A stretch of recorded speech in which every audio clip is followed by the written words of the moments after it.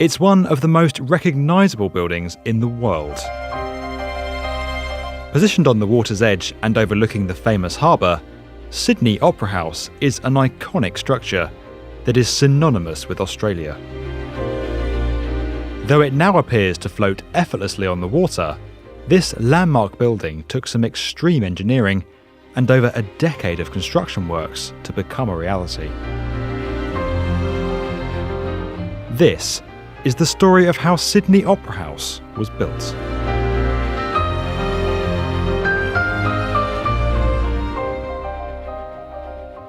In 1955, when the New South Wales Conservatorium of Music outgrew their home at Sydney Town Hall, Premier Joseph Cahill launched an international design competition for a dedicated opera house.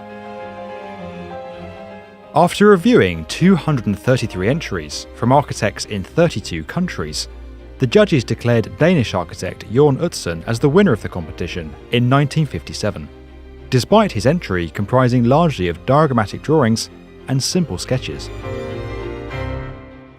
Following his win, Utzon proceeded to refine the building plans. However, in order to capitalise on strong public support for the project at that time and to ensure its funding, the New South Wales government pushed for works to begin early in 1959 before the scheme's design had been finalised. With an initial budget of $7 million Australian dollars and an expected completion date of January 1963, the push to begin construction without a finalised design and before solving crucial structural design challenges caused the project to be delivered 10 years behind schedule and more than 14 times over budget. Its final cost was 102 million Australian dollars, which is equivalent to 927 million Australian dollars today. The construction of Sydney Opera House was planned in 3 distinct stages. The first would consist of the structure's podium, the second would see formation of the iconic outer shells, and the final stage would focus on internal fit-out of the concert halls and other open spaces. In March 1959, construction began on some 588 concrete piers to support the 1.8-hectare building. By 1961, the project was already facing significant delays, and work was more than 47 weeks behind schedule, partly due to inclement weather, but mostly due to the lack of completed proposals. To give just one example of the impact this had, the support columns for the building's roof were installed before the roof itself had been designed. When the full extent of the roof structure was determined and finalised, the columns proved too weak to support it, resulting in all of them being taken out and replaced. Construction of the sail-like structure that gives the Opera House its iconic shape made up the bulk of the project's second phase. While the shells of Utzon's design were a key part of his winning submission, no one at the time knew of a cost-effective way to construct these large, non-repetitive forms. In an effort to find an economical solution, the roof was redesigned at least 12 times. The project was one of the first to use computers to run structural analysis on the designs, allowing the project team to understand the complex forces that the roof shells would be subjected to. Eventually, a solution was reached that would see the curved roof shells cast as sections of a single sphere. While the individual responsible for this breakthrough remains unconfirmed, it is rumoured that Utzon himself came up with the solution while peeling an orange. By treating each shell as sections of one sphere, arches of varying lengths were able to be cast in a common mould.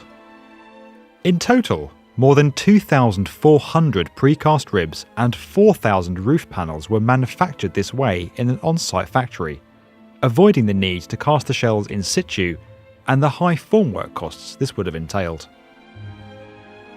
Once installed, the roof's structure was finished with more than 1 million white and cream tiles, giving it the appearance we see today.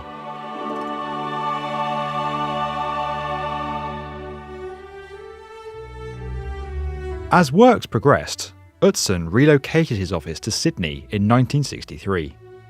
However, when the government changed just 2 years later, the project was placed under the jurisdiction of the Ministry of Public Works. The new government had long been outspoken critics of the project, and tensions around its delivery steadily began to grow.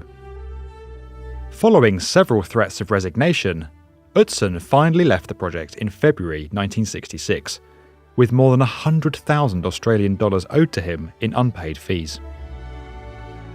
Despite public outrage and protests in Sydney demanding that he be reinstated as lead architect, Utzon left Australia, never to return or see his project completed.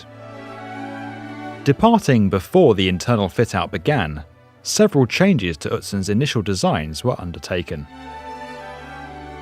The multi-purpose Major Hall, which was to host both concerts and opera, became solely a concert venue, while opera and ballet productions were planned to take place in the Minor Hall, which became known as the Opera Theatre, until its renaming as the Joan Sutherland Hall some years later.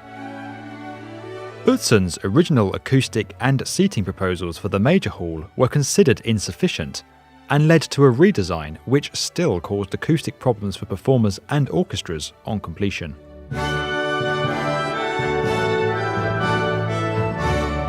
After 14 years of construction, Sydney Opera House was officially opened by Queen Elizabeth II on the 20th of October 1973 in a televised event that featured fireworks and a performance of Beethoven's Symphony No. 9. Utzon was not present at the opening nor mentioned during the ceremony, and it wasn't until the 1990s that the Sydney Opera House Trust appointed him as a design consultant for future works on the building. Utzon was awarded architecture's highest honour, the Pritzker Prize, in 2003, and works to rectify the building's interior have been ongoing since 2004.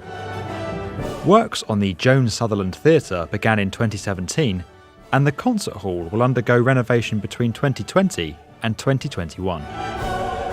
Despite these ongoing works, and the years of engineering, professional and logistical challenges to bring the structure into existence, Sydney Opera House is now synonymous with the city that surrounds it and has become an enduring symbol of the Australian nation. If you enjoyed this video and would like to get more from the definitive video channel for construction, subscribe to the B1M.